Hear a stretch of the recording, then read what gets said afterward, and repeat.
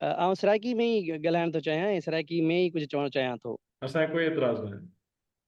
ठीकु आहे। अच्छा, जीअं त आउं नदीम सऊ लाड़काणे खां असांजी ॿोली आहे ऐं असांजी जेका ॿोली सराइकी आहे उनच मुखिया जेके ॾू जेके लहजे आखे वेंदा आहिनि उहे बहावलपुरी ऐं मुल्तानी आहिनि। त असांजी जेका ॿोली सराइकी आहे उहा बहावलपुरी ऐं मुल्तानी खां थोरी मुख़्तलिफ़ आहे। अच्छा, असां हिकिड़ी मशहूरु ॻाल्हि आहे असांजी सराइकी जे हिसाब सां त सिंधी ॿोली जे जेके मुखिया 4 अखर आहिनि जिच ॿे हे ये हे ॾाल हे गे हे उन जी जेकॾहिं पसे मंज़र च ॾिठा वञे त वॾेरे आखींदे पिन त सिंधी च जेका इहे 4 अखर बुनियादी आहिनि उहे बेसिकली सराइकी न आहिनि। सराइकी माण्हुनि सां गॾु रहंदे रहंदे इहो कलोड़िया जे दौर को बि अॻु च उन खां बाद च मौजूदा टालपुरा जे दौर ताईं या अॼु ताईं इन्हनि जे रहण जे करे जेके अखर मुखिया 4 आहिनि इहे सराइकी ॿोली चूं आहिनि।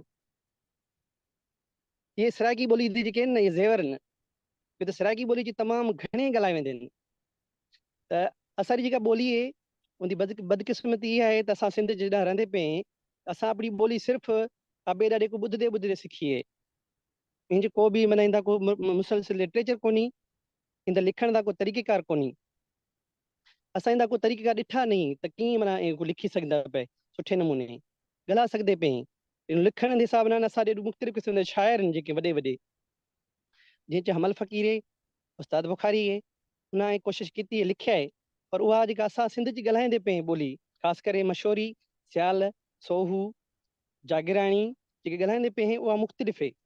उनजा लहजा उनजा अंदाज़ थोड़ा मटे में आख़िर ज उस्ताद बुखारी जी जेके सो ॾू सिटा में हिकिड़ी ॿिए ॾींहुं बयानु करे सां उन विषय जो इस समय अपना ख़त्म कर सां ॻाल्हि को उस्ताद बुखारी आखिंदा पिया आहे जेतर सा सिरी विच होसीं तेतर पेनल होसां तूं रुसजी में रुसण न ॾेसां हर हर पेरे पोसां तूं शिजसी बर्बाद बुखारी में रीहा कर रोसां। साईं वॾी महिरबानी समेरी ॿोली ॿुधी ऐं असां कोशिशि करेसूं त असां बड़ी सराइकी ॿोली को बि प्लेटफॉर्म ते आणूं। अक्सर कर में थी अपनी सिंधी सराइकी ॿोली को नवां नाला ॾींदा हुआ सेंधो सराइकी त असांजी उहो सराइकी जेका आहे उहो थोरी मुख़्तलिफ़ आहे असांजी कुझु मटे उन हिसाब सां वॾी महिरबानी त असांजी समय को ॿुधा महिरबानी। तुसी किसी सोहू शायर दा सराइकी कलाम नहीं सुनाई सी?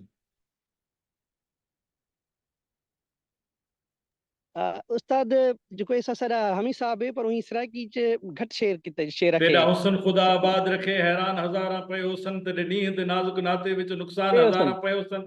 कमाल था क्यों कें चयो तो न हाँ घट शायरी कई आ उन जा 10 गज़ल तो मुखे याद इन उनजी सराइकी सिंधी जा में घणी न हाँ सिंधी में हाँ तो घणी आ आहिनि बिल्कुलु आहिनि पर और ये न चयो तो न कई आ असल में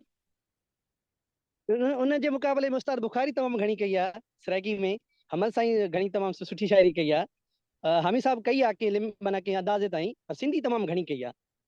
हामी साहब तो हुयो बुनियादी तौर ते एस्टेब्लिश शायर सिंधी जो हाँ शायर हुयो न पर हाँ बिल्कुलु हुन सराइकी में बिल्कुलु भी कलाम चयो हमद चया नातियूं चयो हाँ न हाँ गज़ल हाँ चया खूबसूरत अंदाज में बिल्कुलु चया।